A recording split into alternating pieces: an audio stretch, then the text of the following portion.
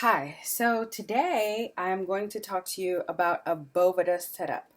I'm going to provide you the explanation of what a Boveda is, where you put your spiritual altar, um, the difference between a spiritual Boveda and an ancestor altar, and then provide you with the actual setup and the prayer. So, the Boveda is a sacred space created for reverence and offerings to one's ancestors and spirit guides that in turn can provide clarity, protection, progress, and the strengthening of one's spiritual frame or aura. It is a portal, the bridge between heaven and earth, the land of the living and dead. It is used as a focal point for prayer, meditation, as well as divination. For the sake of this demonstration, this is not where my Boveda is normally set up. I have this in my bedroom because I have more lighting in here. The way my altar is set up in my other room is it exposes too much, and I try to keep things private. So, like with all things, there are many ways to erect a Boveda. Traditionally, the shrine is on a small table covered with a white cloth, fresh flowers, incense, white candles, and either one big goblet or 3, 7, or 9. So usually you would use one goblet, and for the sake of this, you could use a glass like this one, or if you so choose, you can use a stemmed glass. And usually when you use one glass, that setup is for a child or someone who is new to using a Boveda. The number 9 is the number of the dead. It is the highest on the number line, thus representing completion, death, and rebirth all together. So I'm going to show you the 9 setup. Some of these glasses are filled with water already because I'm going to show you my setup that I like to use for my Boveda.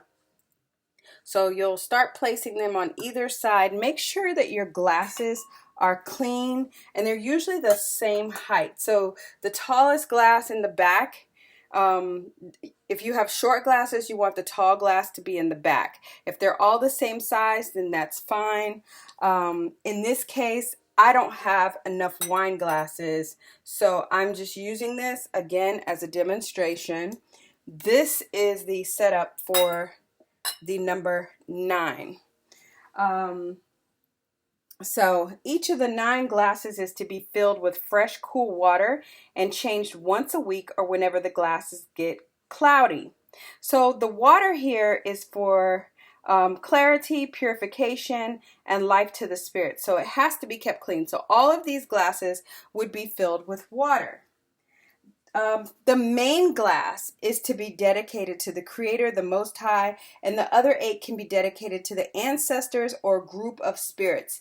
You want to make sure when you're dedicating these glasses to your ancestors that you are specifically calling on ancestors that you know, and when you don't know those ancestors, you say all other ancestors of light and love. The last thing you want is an ancestor who was mischievous or, was a criminal or something like that to be welcomed into this peaceful setting. So most commonly, the glasses are placed in the formation of the large glass in the middle and the other around it, kind of like at a triangle or sort of like a half circle. But working with the Boveda is a system, so there are many different formations. This is a great part of solidifying a bond with your ancestors through this ritual. I suggest committing to a particular day to service your Boveda. For the elevation and clarity of our spirits, cleanliness is paramount. So make sure that you're dusting this off, that your white cloth is clean, that it's free of clutter and debris. As you notice, I have a candle here, but this is the normal candle that I keep in my bedroom for feng shui purposes. I have one on each nightstand to balance it out. Again, I'll repeat, this is not where I normally keep my Boveda. This is solely for demonstration purposes. So you'll cover the table with the white cloth. You'll smudge the area with cigar smoke. You can use sage or Palo Santo. This is a Palo Santo stick that I've been working with. It's almost gone. So Palo Santo is one of the most sacred incense that you can use. And you remember, if you read your Bible, when you light incense, God or Oludumare gets a smell of that, and it's sweet to him. And when he likes it, he tends to send down his blessings.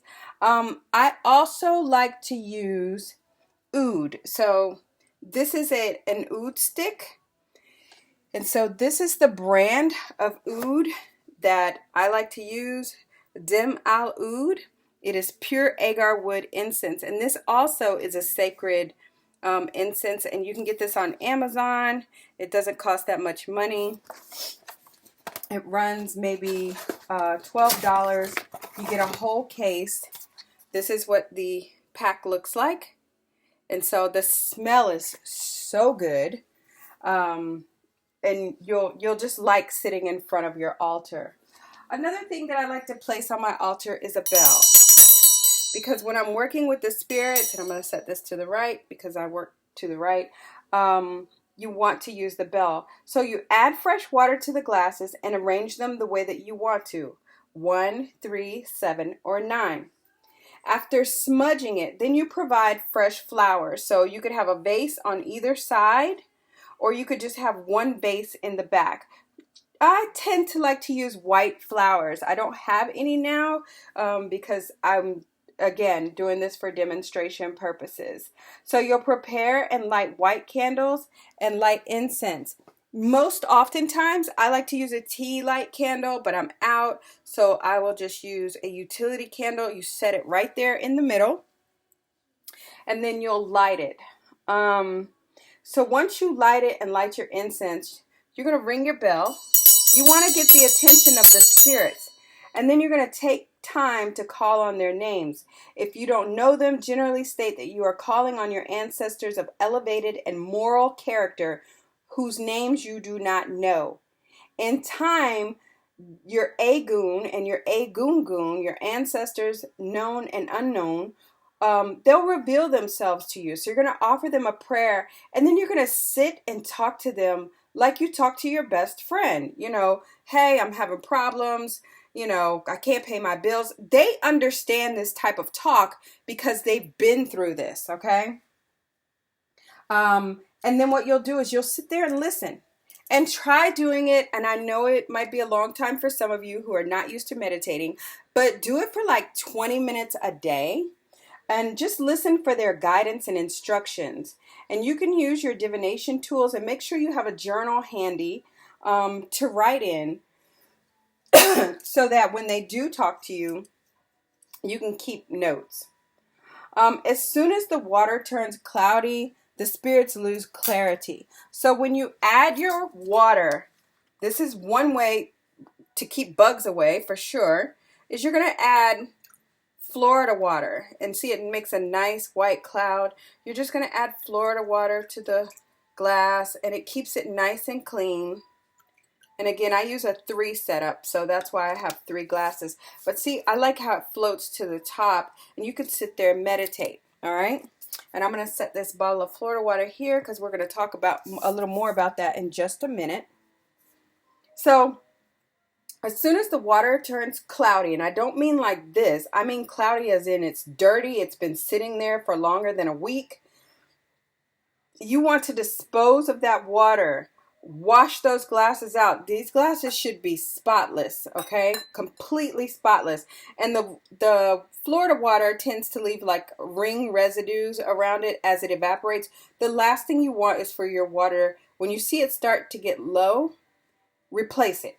Okay, don't wait, because again, this is for clarity of your spirits. So fresh water is essential. Some people say that you can use the old water for magical purposes unless it's cloudy. I don't do that because you've put that energy in there from talking to your spirits. I don't agree with that, but to each his own. If that's something that you want to do, by all means, go for it. You're going to replace your dying flowers immediately, and do not allow food offerings to spoil or attract bugs. I usually do not put food on my Boveda. The Boveda is not for food. It is your ancestral altars where you want to keep the food. Okay? So we'll get to that in a minute. Greet your shrine daily, or your Boveda, when you wake up, and service it weekly, which means servicing it, clean out your water, put fresh Florida water, fresh flowers. When you're using your tea light candle and you tend to blow it out, actually never blow it out. What I do is I clap my hand over it, or I'll tap the wick to turn it off, because you don't want to blow away your good love. So these steps are simple. So you got to practice consistency and devotion for this portal to open, and honor those whose strong shoulders you stand upon. Open your roads to the manifestation of your desires. Develop and increase your intuition. Provide protection and strength through spiritual, physical, and emotional warfare, plus so much more. So where do you use your spiritual altar? So it should be placed in an area clear of distractions, clutter, and people who may not have productive comments or thoughts towards your altar or spiritual development. I always say, you don't come to my house to criticize. Your visitors don't come to criticize, they come to visit. In Spanish, no vengas a criticar, tú vengas para visitar. So if anybody comes to your house and they start criticizing what you do, out. Kick them out. Don't even hesitate. Just throw them out. Just tell them, I'm sorry, that you feel that way, but I can't have your negative energy in my space. And boom, that's it. They're gone. So this provides protection and strength through spiritual, physical, and emotional warfare, as I said. So it should be a place where you're able to express your troubles, emotions, dreams, desires without judgment. And that's why you don't want people coming in judging what you do. It's a place where you and your creator congregate periodically to examine the progress you're making on your path. And that's why you don't put it out like in your living room where when people walk in, they see it. So I'm going to tell you the significance and dedication for each cup on the spiritual altar. Ayan Levansant wrote a book called Tapping the Power Within, A Path to Self-Empowerment for Women. It's not just for women because she talks about the Boveda setup, but it is a really good book. And so the glass 1, this is the Ori, the spirit of your head. Glass 2, the spirit of your bloodline ancestors. And then glass 3, and it goes on. And then if you want, you can jump back and forth because you're going to place your hand over it and say what it is. So glass 3 is the spirit of essence and masculine energy. The spirit of essence of feminine energy. The spirit or essence of the inner child. Karmic spirits, spiritual energy from past extinctions or existences. Glass 7 would be the spirit of the creator, the Godhead that established the divinity of your life and all life. That actually, excuse me, can be your largest cup. So the head or Ori, you can have that here, or you can have glass 7 here. But you're the one that's calling it when you place your hand over it. So in Lukumi, Yoruba, and Santeria traditions, 7 or 9 cups is what is typically used. But like I said, when you're starting out as a baby, it's okay to use 1 glass. It's okay to use 3. I'm still working with 3. The spiritual altar is also called the Boveda Espiritual. This translates to spiritual vault. It's where you store what you value most, your personal power, intuition, and dreams. So these are the spiritual focal points. So water is the feminine principle. You're giving birth. It's receptive, passive energy. You have the carrier or conduit of energy and vibrations, and it represents movement, fertility, initiation. Water absorbs or connects. So you use this as a portal or gateway to the realms. A place to house or contains entity. So this is the reason why you use the water. It's a conduit to communicate with spirit. Water also represents the feminine principle of nurture, soothing, and renewal. You use during libations to call and honor ancestors and spirit guides. Then you have fire, the masculine principle, alchemy and transformation, the third eye, illumination, guiding light, passion, action, and beginnings. Fire is used in the form of candles and colors. Preferably use white. However, some people like to use red or black. I like to illuminate, and illumination can be many things. For me, the significance of the candle being white is illuminative, and the wick, the fire, is illumination. Then you have air, which is the masculine principle. This is activation of thought, transporter of thought, breath of life, prayers and affirmations, aromatherapy, conscious breathing, use of air on the altar. So burning candles or incense is a great way to manifest the air element on your altar. It shifts energy in any space to bring clarity and movement. And then you have earth. So I don't use crystals, however, on my altar. A good crystal to use if you want illumination would be a feng shui crystal.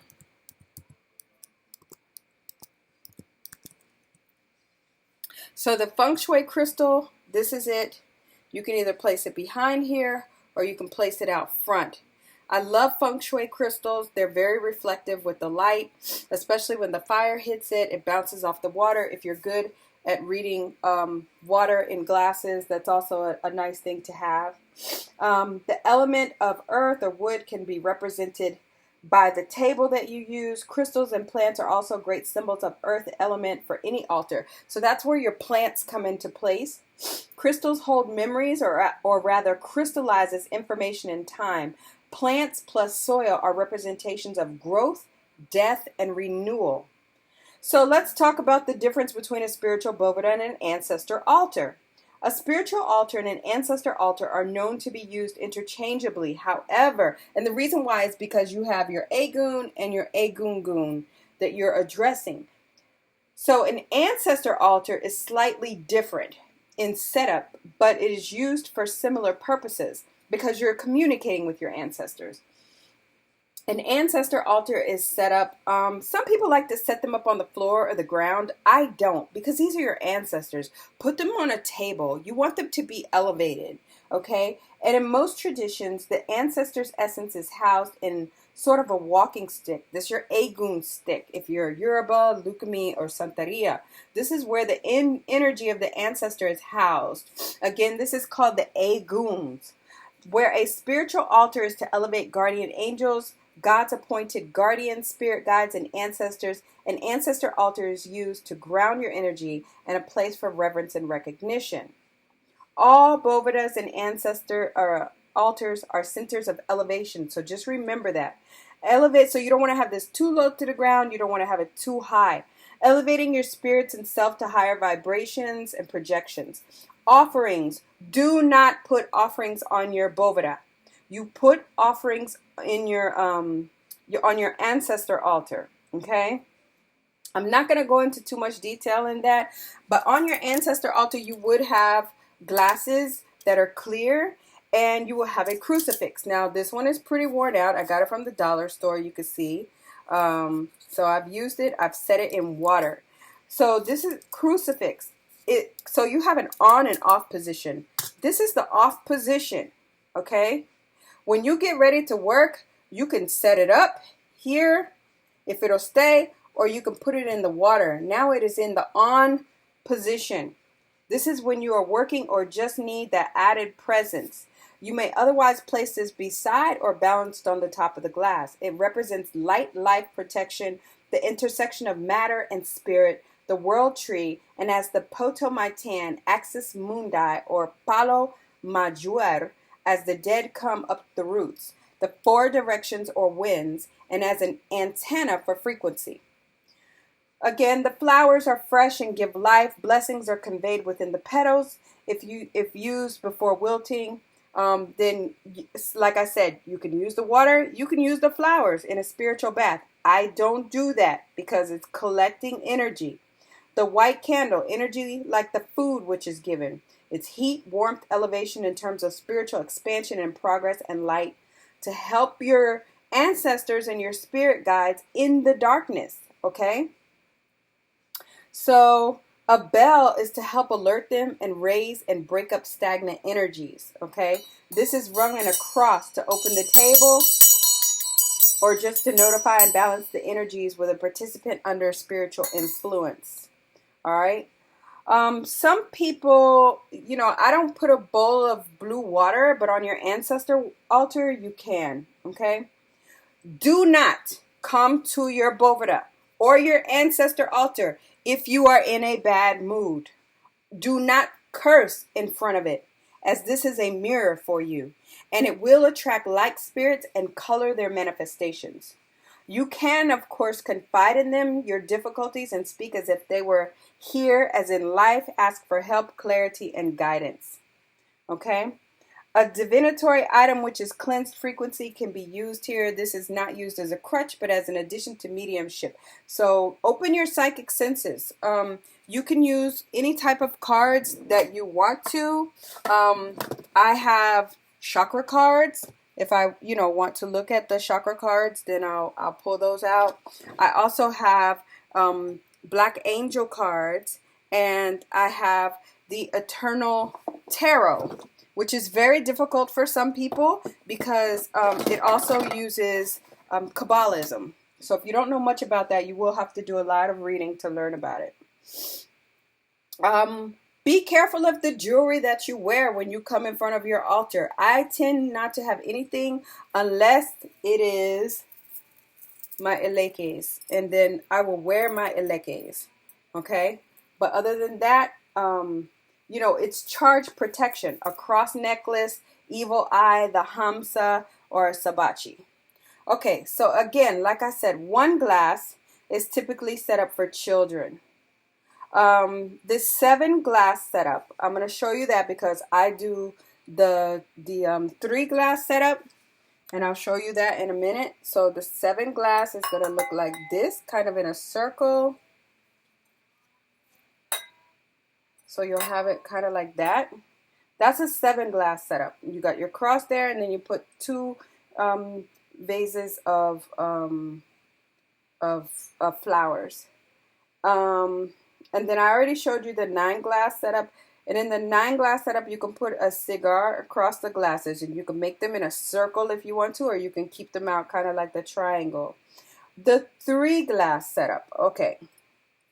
So when you're doing the 3 glass setup, this middle glass is for Oludumare, and I don't like to have them so close when I'm doing 3, okay? So the middle glass, I say, this is for Oludumare. The left glass represents Egun, water. The right glass represents my Egungun, all other ancestral beneficial spirits around that are unknown, of light and love. In the middle is the fire, the candle. And then you have air, your incense, okay? So this is how I normally have my setup. I do not keep Florida water on my Boveda. There's nothing else on the Boveda, not even this candle, okay? So the prayer, this is the last thing that you're going to do. Once you get it set up, now you're going to say your prayer. So if you have the Ijubas or Mojubas, you can say them. If you don't, consult with an Orisha priest or priestess on how best to follow this properly. Otherwise, you're going to start as such. And I'm going to say it in English instead of Yoruba for understanding purposes. I dedicate this glass to Olofi, Oludumare, or God. That's the center glass. You're going to raise it up when placing it, okay? You'll raise it up over your head, and then you'll place it down. You can put it up to your forehead if you want to. I dedicate this glass to my Egun, which are your ancestors. I dedicate this glass to all of my Egungun, my ancestors unknown, of light and love, and all other beneficial spirits of light and love that are around. Then you light the candle. Boom. Now you're going to take the Florida water, okay? And you're going to take it and you're going to start to cleanse yourself. And when you do, you're going to take the Florida water, like so, and you're going to rub it in your hands, and you're going to begin cleansing yourself from your third eye, okay? And move to the back of the neck. Cleanse the front first, okay? You're going to do the back of the legs, the hands, the feet, and you're just going to brush everything off, and you're going to do like this. You're throwing it in the water, okay? Basically, it's symbolic of you throwing it in the water. So you're throwing everything there. When you come in from being outside all day, you can do the same thing. As soon as you walk in the house, take off your shoes, go wash your hands, wash your face, come in, get your Florida water, start from the front, go to the back, okay? Go all the way down like this, down the legs, the feet, all the way down and then in the back and throw it into the water. Okay? So once you've done that, you open your hands and this is what you're going to say. You're going to say, I come to give you light, peace, evolution, and progress to the spirit of. And then you're going to start calling your ancestors' names, first and last names. After you do that, you ask them if they have anything that they would like to share with you. And then you let them know that now is the time for them to speak. When you are done, clear all of the speech from your head. Thank them for the information. And then you're going to 1, 2, 3. That way they go. Okay? And close the egun. Blow out your candle and then close it out. And that's it. Thank you, and I wish you luck.